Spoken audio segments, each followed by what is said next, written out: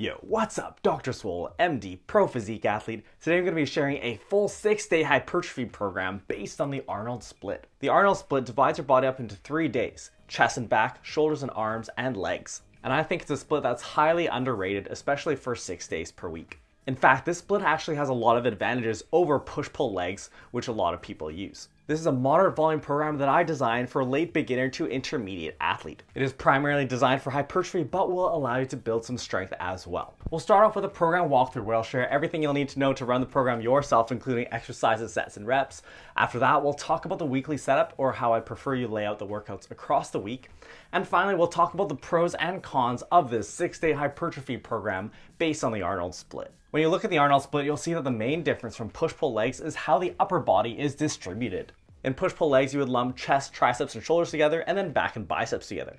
Whereas in the Arnold split, those are swapped. And instead, you're more so training the proximal upper body muscles and then the more peripheral upper body muscles. This has a few unique implications that we'll talk about in the pros and cons. All right, let's do our program walkthrough. So this is Dr. Swole's Arnold split program. It's a 6-day moderate volume program that I designed for a late beginner to intermediate athlete. We've got chest and back day number 1, shoulders and arms 1, legs 1, and then chest and back 2, shoulders and arms 2, and leg day number 2. So you'll see that we repeat the Arnold split twice in our 6-day split in the week. Here are the exercises, and there are the sets and reps. Down here you have the total number of sets per workout, so you have an idea of workout length.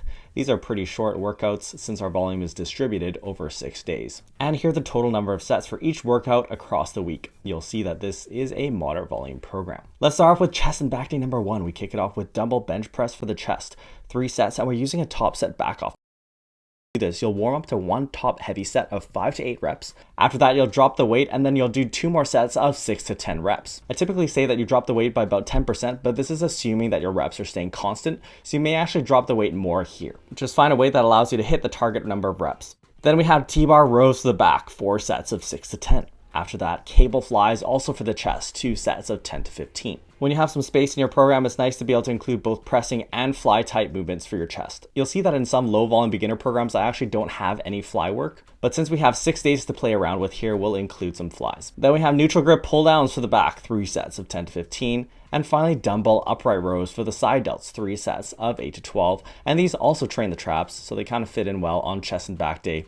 But I'm sliding them in here to modify the split to give you some extra side delt volume. You will almost never see me just run a split out of the box. I will always make some modifications to improve it. Then we have shoulder and arm day number 1, and we start with dumbbell overhead press. These hit the anterior delts, but also your upper chest, 3 sets, and we're using a top set back off method again. 1 top heavy set of 5 to 8 reps, followed by 2 back off sets of 6 to 10 reps.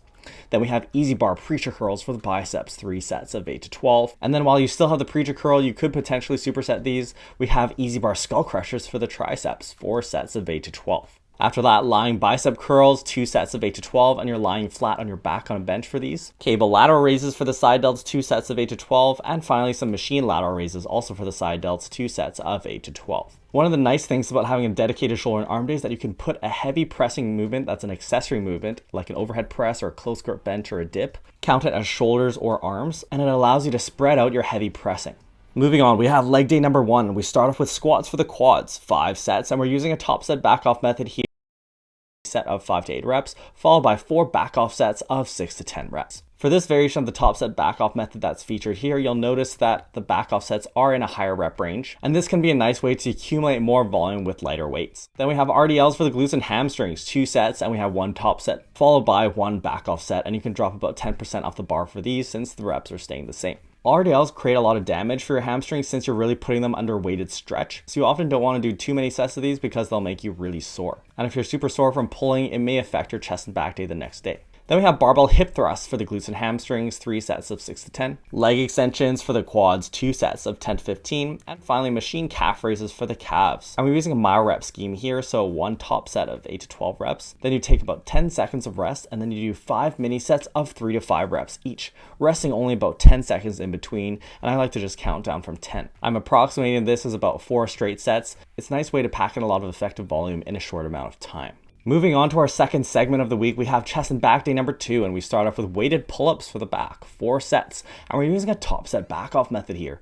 1 top heavy set of 6 to 10 reps, followed by 3 back off sets of 6 to 10 reps. You'll notice that I'm actually making weighted pull-ups our main movement of the day. Often you'll see me put pressing movements first because I'd rather you build strength on your pressing movements. But since in this split we have so many opportunities to do heavy pressing, we can afford to give some love to our heavy pulling movements. And I think weighted pull-ups can actually do very well when programmed in a strength-oriented fashion. They are a very compound movement, use lots of muscle mass, and give you a lot of bang for your buck. Now let's go on to incline bench press for the chest, 3 sets of 8 to 12. You'll notice that I put my incline bench press here, and I have close grip bench press on the next day as my accessory pressing movement rather than overhead presses. Incline pressing and overhead pressing are relatively similar, so I want to spread that workout. Next we have machine bench press for the chest, 2 sets of 10 to 15. Followed by chest supported rows for the back, 3 sets of 8 to 12, and finally dumbbell upright rows again for the side delts, 3 sets of 10 to 15. Next we have shoulder and arm day number 2, and we start off with close grip bench press for the chest and triceps, 3 sets, and I'm using a top set back off method, 1 top set of 6 to 10 reps,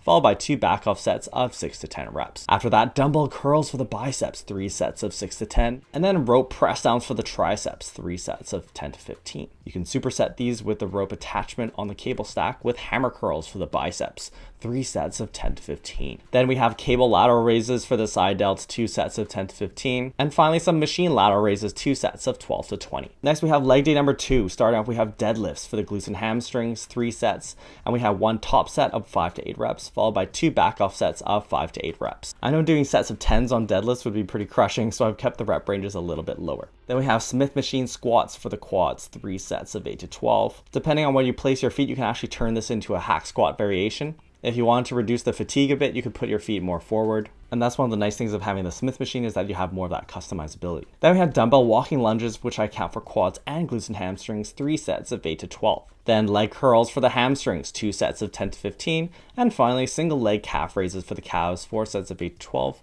And you can use a dumbbell to add resistance. Notice that each of my days starts off with one main heavy movement that we program with a top set back off method here. I think this works really well in this split, and it makes sure that you spread out some of your strength oriented training so you're not really exhausted just from one day. Notice that our shoulders, biceps, and triceps all get trained 4 times per week. Since I moved some upright rows onto chest and back days, they get trained there as well as on your shoulder days with the lateral raises. And then biceps get trained indirectly with your pulling movements on back days and then directly on your shoulder and arm days. Triceps also get trained indirectly with chest pressing movements and then get trained directly on shoulder and arm days. What other programs you guys want me to cover? Let me know in the comments below. All right, now that you've seen the program, let's go over the weekly layout. So here's my preferred setup. We have chest and back day number 1, shoulders and arms day number 1, legs 1, then chest and back day number 2, shoulders and arms 2, legs 2, and rest. Let's talk about why I've set it up this way. The first thing that I want to note is that you want to spread out your heavy axial loading throughout the week. You'll notice that I tend to try and spread out back training and leg training as much throughout the week as possible. Heavy axial loading happens when you load the spine, like with squats, deadlifts, or barbell rows. And it can become a significant issue for recovery if you're more advanced and you're able to lift a lot of weight. So you'll see that we put squats on leg day number 1, deadlifts on leg day number 2, and then our heavy row on chest and back day number 1. This effectively spreads out our heaviest axial loading. You'll see that I deliberately put our heavy weighted pull-ups, which is our vertical pulling movement, on the second chest and back day because this one comes next to legs. This won't interfere as much. Next, you'll notice that we have shoulders and arms coming after chest and back. This is better than having it the other way around where shoulder and arm training comes before chest and back, because if you had sore triceps and biceps after direct training on shoulder and arm work, you may not perform as well with your chest and back movements. So by putting our smaller muscle groups after, we generate better overall efficiency. It's also nice here how our rest day comes after our tough leg day that has deadlifts. Deadlifts are probably our toughest movement overall in the program, so it can be nice to have a rest day after them, because if you're fatigued enough, the workout coming after may not be of as high quality. Now, one thing that's not perfect in this setup is that chest and back day and leg day come back to back in the middle of the week. So if you're really crushed after your leg day, you may not perform as well in chest and back, but you'll see that I've tried to mitigate this by placing less fatiguing back movements on this day. Okay, now let's talk about pros and cons of this Arnold Split 6-day hypertrophy program. Starting off with the pros. First of all, you get to train shoulders and arms when they're fresh on their own dedicated day. This is a unique aspect of the Arnold Split that I actually really like over push-pull legs. With a lot of common splits like push-pull legs, upper, lower, and full body, you tend to train your smaller muscle groups after your main pushing and pulling movements. Since biceps and triceps are used indirectly in your pushing and pulling movements, they may be fatigued by the time you get to the direct work later in the workout.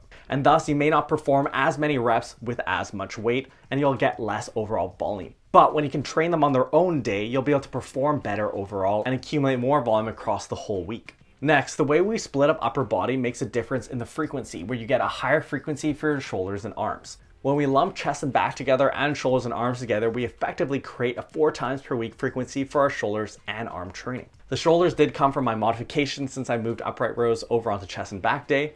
But for arm training, since the biceps and triceps get trained indirectly on your pushing and pulling movements on chest and back day, you effectively are able to spread out your volume over more days, which I find works well for these small muscle groups and will allow you to accumulate more overall volume if needed. Next, with the Arnold split, you get to prioritize your accessory presses.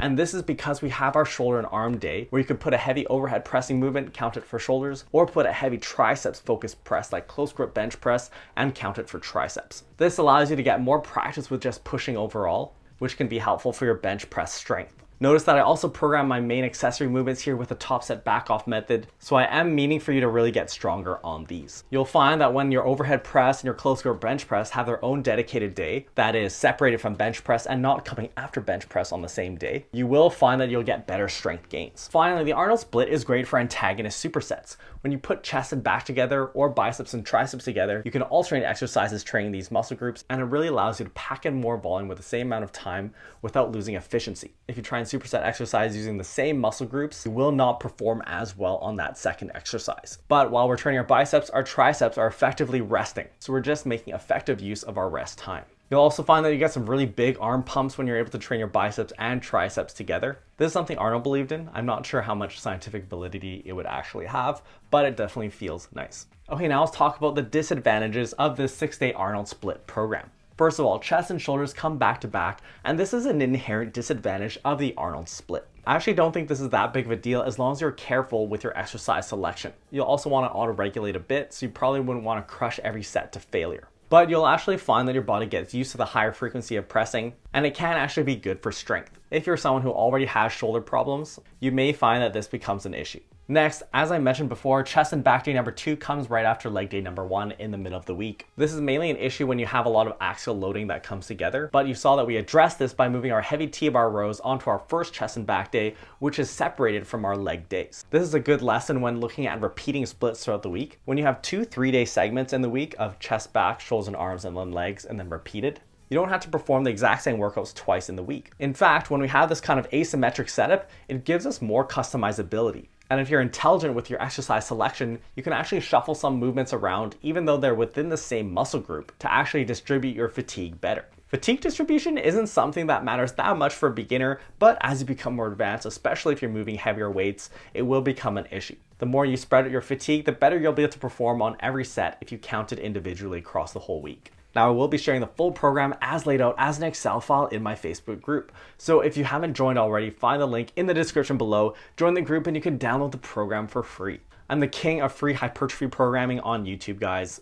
It's been really motivating to see all the progress you guys have had on my programs. If you want to sync up your nutrition and you have some fat to lose, check out my book, Dr. Swole's Fat Loss and Body Recomposition Manual, where I teach you how to set up your nutrition from the ground up in order to lose weight or to achieve body recomposition. Now, one of the powers of the Arnold split is that it synergizes with other splits really well. Check out this video where I share a full program that combines the Arnold split with upper lower into a 5-day program. This will be a great option if you only want to train 5 days per week. And in fact, most naturals don't actually need to train 6 days per week.